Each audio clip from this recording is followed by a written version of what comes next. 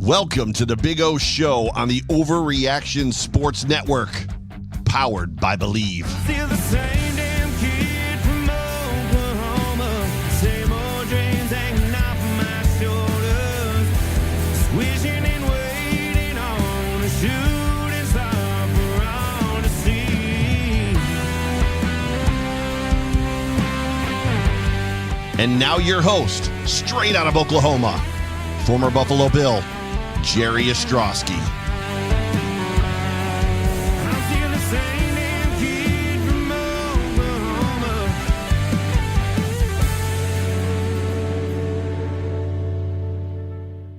Welcome in, Bills Mafia. It's time once again for the Big O Show here on the Overreaction Buffalo Sports Network.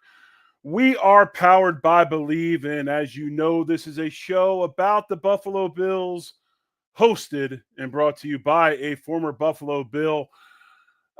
Pretty quiet offseason up until today. Obviously, we had to draft a few weeks ago, and I think everybody is well-versed in what we got in this 2025 NFL draft as far as players. I think people are set with the roster. People are set with roster battles and all those things as we head into phase 2 of OTAs, and we get one step closer to fall camp at St. John Fisher in Rochester, New York. But interesting news today, and we're going to break this down because there's a lot of different viewpoints on this topic. And that topic is such. Former Buffalo Bill, Gabe Davis, former wide receiver who left last year and went to the Jacksonville Jaguars, was released today after one season in Jacksonville. Obviously, they have a new regime in Jacksonville. They moved a lot of players this offseason in trades and things like that. Had a big-time splash in this NFL draft.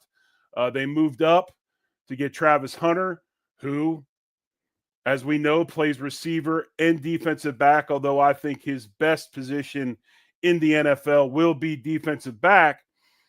With that draft and with some other things they want to get done, the Jaguars released former Bill Gabe Davis today. And just some information. We're going to give you some information about that situation, contract values, production. We're going to go all the way back to when Gabe came out of college and talk about his pre-draft evaluation and where people thought he might be. And then we're going to take a look at what I think the Buffalo Bills should do as far as Gabe Davis and his availability. But as always, folks, hit that like button, hit the subscribe button, review the show, tell your friends. We're here because of you, because of the views and the listens, and we appreciate you for it. And just some things, some background on Gabe Davis. Gabe signed a 3-year, $39 million deal last year with the Jaguars. He signed that deal in the offseason after 4 pretty productive years with the Buffalo Bills. A deal that a lot of people felt was pretty expensive for a receiver who has yet to surpass 1,000 yards in a season. Davis played in 10 games last year in Jacksonville. In the 2024 season, he missed the final 6 games with a torn meniscus. And if you remember, Gabe's kind of explosion on the scene was in the playoffs in that postseason run of 2021. He was Allen's second option. He was, as I hate to say it, but I'm going to say it because all you guys refer to it as this, was wide receiver 2 behind Stephon Diggs, had a monster game against the Chiefs in that divisional round where he had 8 receptions, 201 yards, and 4 touchdowns in a night that the Bills lost in overtime. Breaking down that contract a little bit more, according to Spot Track, $24 million of the $39 million contract was guaranteed at the time of the signing. And Davis was set to be a $6,494,117 cap hit for the 2025 season if the Jacksonville Jaguars decided to keep him. $1.5 million of that salary, as well as a $10 million option for 2025, were both fully guaranteed, making the dead cap hit for this move for the Jaguars at $20.3 million. Let me say that again. $20.3 million in dead cap money. So obviously, as Bills fans, we're well versed in dead cap money, considering we ate about $35 million when we moved on from Stephon Diggs. But big number for Gabe Davis. Just some of his NFL production throughout the years before we get into some other things. And again, this 2024 season in Jacksonville, he was targeted 42 times, had 20 receptions, only 239 receiving yards and 2 touchdowns. Not the season you would expect from a wide receiver coming in with that type of substantial contract. In 2023, his last season with the Bills, he was targeted 78 times for 45 receptions, 746 yards, and 7 TDs. In 2022, 93 targets, 48 receptions, 836 yards, 7 touchdowns in 2022. So his 2 best years in Buffalo were definitely 22 and 23. 2021 regular season stats, he had 61 targets, 35 receptions, 549 yards, 6 touchdowns. In his rookie season in Buffalo, 61 targets, 35 receptions, 599 yards, 7 touchdowns. Playoff stats, 36 targets in the playoffs, 22 receptions, 474 yards, and 6 touchdowns. But remember, 4 of those were in one game in Kansas City, that divisional loss.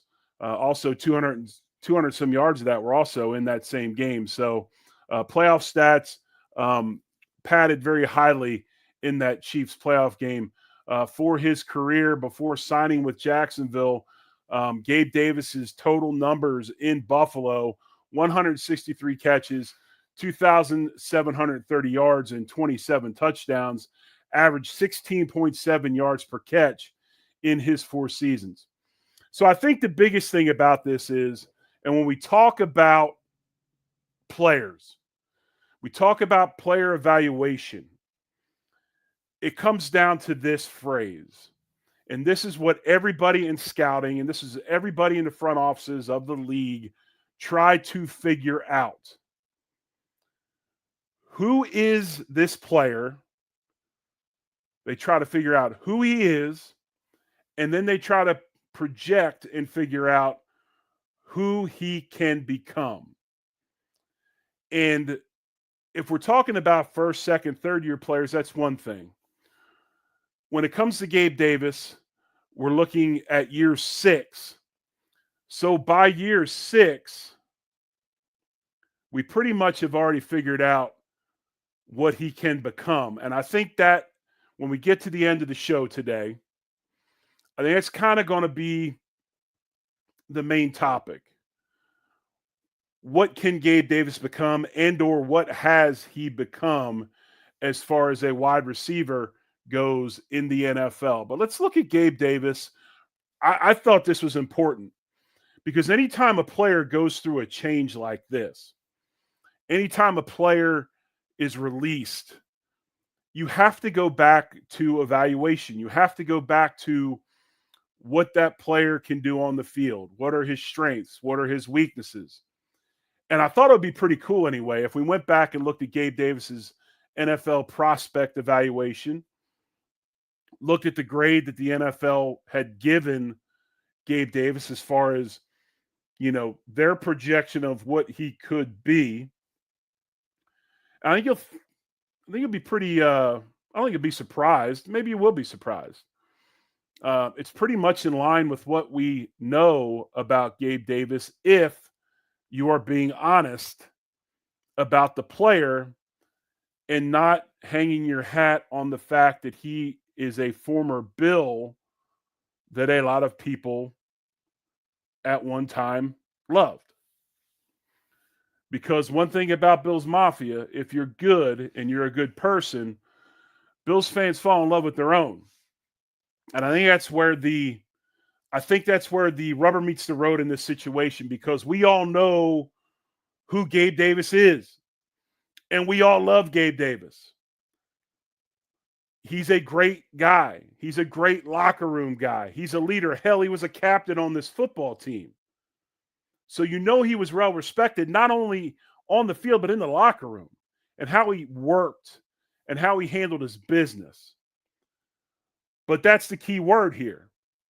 The NFL is a business. And at the end of the day, business decisions need to be made and receipts need to be kept. And so that's where we need to really dig deep and be true with ourselves and how we look at this thing. And as far as this evaluation, as far as, like we said, the title of the show is the juice worth the squeeze. So Gabe Davis's NFL prospect evaluation, his overview was he was a big target. He had a great 2019 in college in an offense that created favorable big play opportunities. Davis is a sideline threat with a good feel for creating space, short and long, through hand fighting. His build-up speed, ball tracking, and high point talent can alter the success rate of deep throws for quarterbacks, but sluggish release, quickness, and predictable route usage are concerning. His size and downfield talent can push him up the board, but he won't get easy looks in the pros and may need work and development than his 2019 production may indicate. Okay? It's about right. Look at strengths for Gabe Davis out of college. Multiple touchdowns 5 times in 2019. Consistently catches with extended hands away from the frame. Expert hand fighter, short and deep. Creates space for outside press release with stiff jabs. Stacks cornerbacks. Gives gentle push-offs, vertical separation. Basically, all these things are talking about is he uses his size well. Okay, Gabe uses his size and his strength very well. We all know that he is a big receiver that is strong. He wins over the top with timing, high point extension, catch radius to turn overthrows into catches, size and strength for all blocking duties, smooth burst at stem to gain ground on post routes, skilled ball track. And I'm reading all these because who does this sound like already? These are similarities of a skill set we have on this football team, but a skill set that I think is actually better at this point in time and has an extremely high ceiling. When you talk about a physical receiver, wide catch radius that can make overthrows into receptions, vertical separation, all these different things. And Charles went right where I was going with this. It's Keon Coleman. We've got this guy on the roster. We moved on from Gabe Davis and drafted a better version of Gabe Davis. And a guy that's young, that has incredible athleticism, former college basketball player at Michigan State, and a guy that I think will have a much better year this year and possibly a breakout year.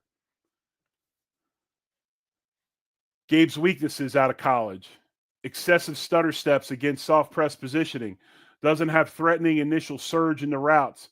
This is the one that you need to listen to. And you hear me talk about this all the time, not just with receivers, but with offensive linemen, defensive linemen, cornerbacks. Tight hips limit quickness in the breaks. Something you can't train out of. You can stretch, you can go to yoga, you can do all these things. Tight hips are genetic. It's what he was born with. It's what mom and dad gave him. And because of those tight hips, it limits his route tree. It limits the things that he can do. That's why he's much more of what we've always known Gabe Davis to be, a straight line receiver. Could struggle to find operating room as a pro, scheme to do multiple one-on-one looks downfield, needs to get his shoulder squared to throws, below average talent after the catch, meaning he doesn't have much rack, run after catch, ran limited route tree, which goes back to the tightness in the hips. His NFL grade was a 6.20 prospect grade, which is the rating for an average starter in the NFL. So far, this evaluation and these things are pretty much in line with what we all know and what we all see if we're being honest with the evaluation, if we're truly sitting down and looking at this thing with an open mind. One thing, though, when you look at Gabe Davis and you talk about, do we bring him back into the mix? Okay. We talk about, do we bring him back into the mix? And let's see what Victor has to say. I love how people rag on Gabe like he's a bum. If Buffalo goes to Super Bowl after that 4 TD game, he had a different light is shed upon him. I don't think so, Victor. I'm not picking on you. I think that Gabe is a very good receiver. But is he better than what we have? Is he better than the 5 that we're going to keep? Is he better than Elijah Moore? That's where you have to start being honest with yourself. This isn't a situation like we had before the draft where our cornerback room was extremely thin. So we made a move early for Dane Jackson, then we brought back Tre'Davious White. Now in the draft, as you know, we picked 3 DBs. But this is a situation where Bean has gone out and systematically rebuilt this room, not only with the Keon Coleman draft pick last year, but pointed free agent signings in Josh Palmer, then brings in more. So I don't think this is a situation, and I really kind of want to emphasize this. This isn't a vindication, or this isn't a deal where we're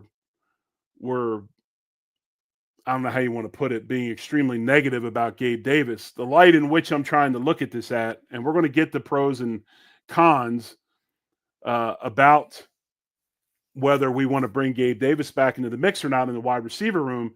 It's simply this, folks. Again, like I've said about 16 times on the show, if you are being if you're being honest with yourself, okay? If you're honestly looking at the evaluation and you look at the players right now that the Bills have available, I don't think they keep 6. If you were to bring Gabe Davis back on this team, I think you're looking at keeping 6 guys. I don't think the Bills keep 6. Now, who knows? Bean might, but I don't think they do. I mean, they've been pretty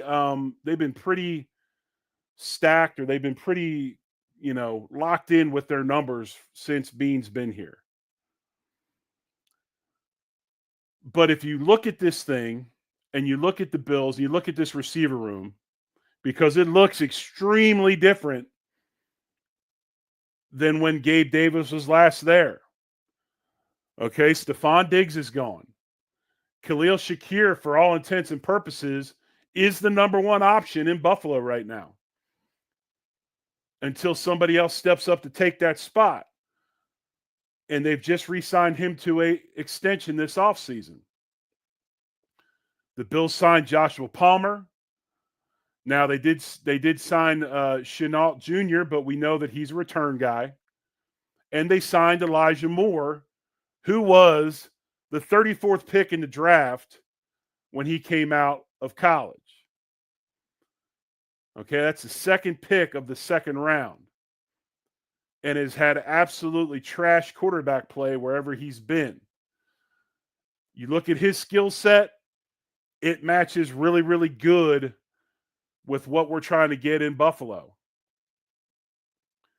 You can talk about the Bills drafting Caden Prather in the 7th round. And to be honest with you, if you look at Caden Prather's evaluations, he's very similar to Gabe Davis. He's about a 2-route guy. He's a bigger player. He can go up and get the ball. He's got a wide catch radius. So we just took a guy in the 7th round that basically has a lot of the same qualities as Gabe Davis does. Then you look at a team that you went ahead and you traded out of the 1st round last year, and you move into the 2nd systematically to take 2024 2nd-round pick Keon Coleman. And do you want to – and here's the other thing you got to look at. The Bills are not going to live in 4 wides. The Bills are not going to live in 4 wideouts. You're not going to see a ton of that. They will get into some of it. That's not their MO. That's not their bread and butter. You know the type of skills that Keon Coleman has. Are you willing to take reps away from him? Are you willing to stunt his development to bring back a guy that we all, because we liked him and he had a great playoff? Are we willing to stunt Keon Coleman's development to bring back Gabe Davis? That's the other thing you have to look at. As I said, this room's going to keep 5. I don't see him keeping 6. They'll put guys on the practice squad and things like that. But if you want to look at some of the positives of Gabe Davis coming back to the Bills, if they do bring him back, and like I said, I've got nothing against him. I'm not for bringing Gabe Davis back. If they brought Gabe Davis back, it'd be interesting. But one thing's for sure, we know what we got in Gabe Davis. And one thing you have in him, and we talked about it earlier, he's a tremendous worker. He is an unbelievable locker room guy. He was a team captain before he was let go in the offseason. I shouldn't say let go, allowed to sign with Jacksonville. He's got tremendous leadership on and off the field. It's exceptional. That is non-negotiable. That is non-negotiable. Here's the other thing about Davis that you got to look at because of what Brandon Beane has said this offseason and the fact that we need special teams players. Gabe is a great special teams player. He is a big man special teams player. You got a wideout that has great size, has great strength, can play teams. That would be a benefit. Then you look at the fact that one of the things that he did, and we just lost this guy to the New England Patriots when we let Mac Hollins go in free agency this offseason. Gabe Davis is a great run blocker. He's a tremendous run blocker. But when you look at what he does, skill set wise abilities, it is a very specific skill set. It is a vertical receiver that run blocks well and could do some things downfield with some one-on-one matchups, jump balls and things like that. Is not going to get open with great route running or greasiness because of his tightness and things like that. And like I said, when you look at that room, are you willing as a fan to stunt Keon Coleman's development to bring Gabe Davis back? I, for one, am not. I thought the Elijah Moore signing was really good by Brandon Beane, and I thought it was a great plan B. Because looking back on things, I truly believe that Beane got sniped a couple times in that draft. I think that he wanted to pick receiver. He had his guys that he was going to pick. They were picked 2 to 3 spots right before the Bills went. And we all know Beane's not going to reach. That's not what he does. He's about value. So plan A did not work.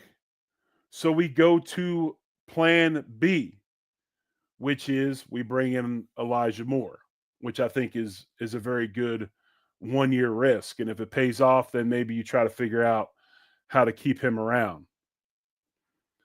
So this is a good point.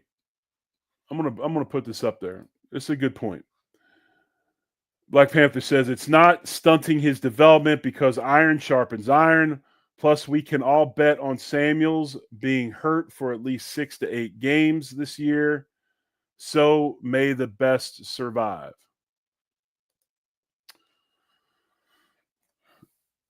Interesting point. And so let's look at it this way. If the Bills were to sign Gabe Davis, is he one of your 5 best walking in the door? Is he one of your 5 best walking in the door?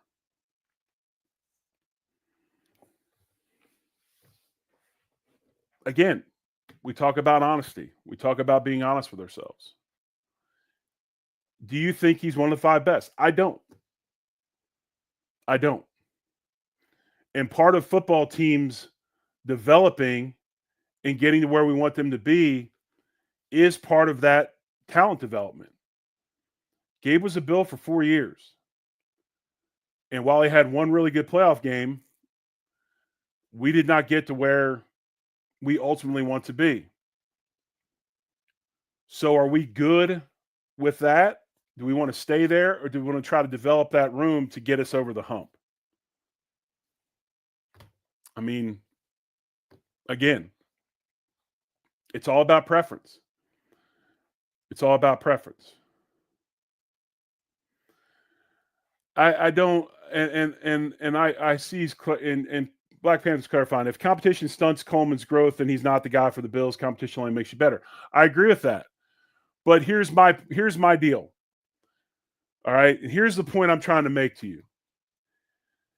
If Coleman is not on the field, he is not developing. Competition matters on the practice field. Gabe Davis's skill set is more what Keon Coleman does. If you want Coleman to reach the levels that he can reach, which we all know he can, I don't want him sitting on the sideline. I want him on the field in games.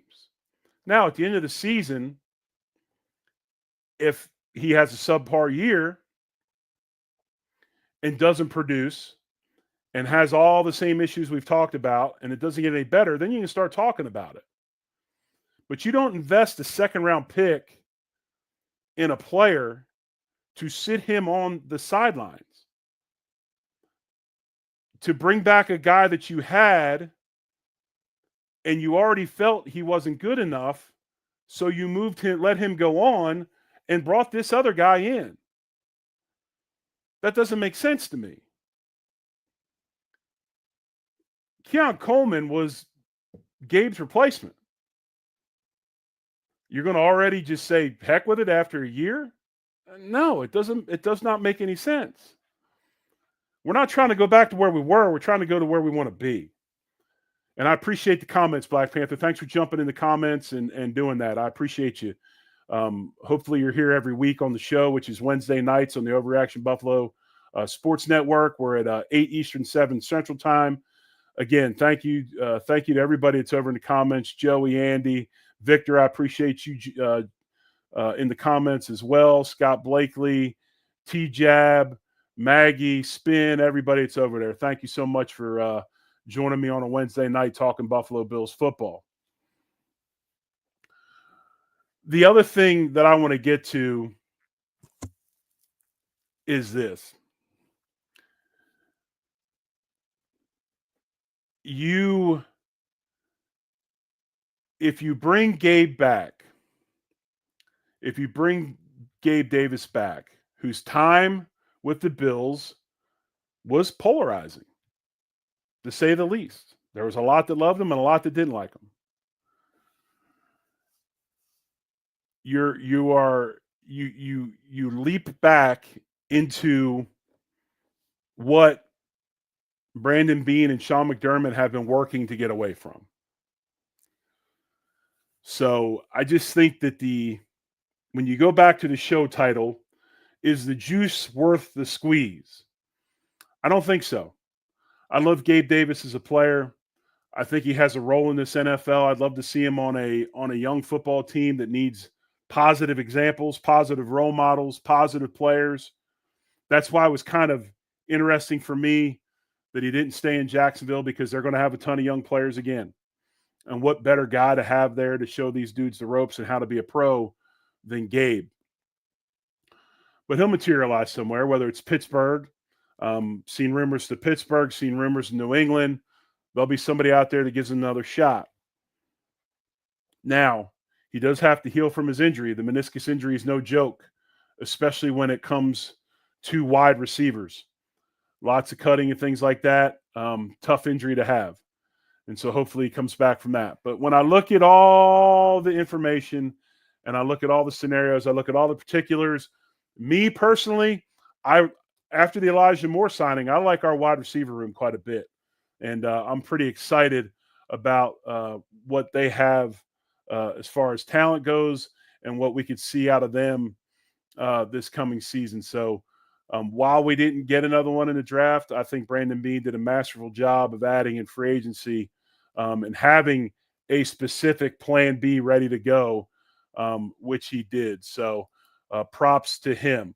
Anyway, this is the Big O Show on the Overreaction Buffalo Sports Network, powered by Believe. I'm here every Wednesday night, folks. I'm just talking ball, man. We pick a topic, we talk about it. It's Bills related.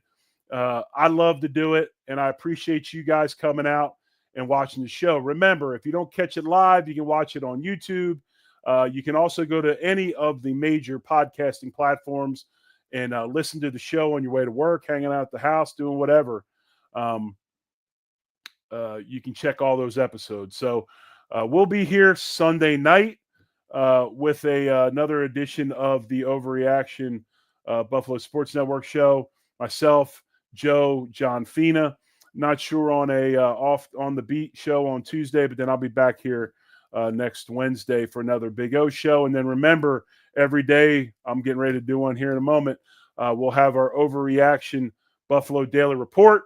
For tomorrow, we're going to be talking about the Buffalo Bills' upcoming NFL schedule in 2025. So, folks, I appreciate you.